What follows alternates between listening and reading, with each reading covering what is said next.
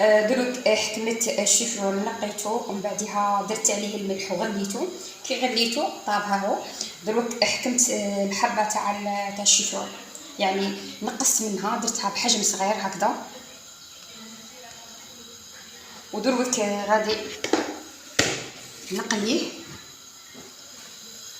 بسم الله. غادي نبدا نقلي فيه الزيت. خلي الزيت حتى هو يسخن، يعني الشيفرو كي يطيب لك مليح يعني ديري البيض وتقلبيه. ودروك نقليه مليح بلا ما الزيت راه يحمل. بارك الله تعالى وبركات. ودروك غادي نحضر معكم الشيفرو نقيته مليح ومن بعدها درت عليه الملح وخليته يتغلى. ومن بعدها حكمت الحبه تاع الشيفرو يعني بحجم صغير هكذا، صغرته. ومن بعدها درت الزيت خليته راه يسخن، وحكمت الزيت راه يسخن لي مليح. ومن بعدها دوك نبدا نقلي فيه. قليته ونحيته. شيفرو دروك ينقلى. هذه البطاطا حتى هي، وهذا هو الشيفرو اللي قليته. وهذه هي السلطه اللي راني نقشر فيها، يعني البصله والخيار والطماطم والزباديه.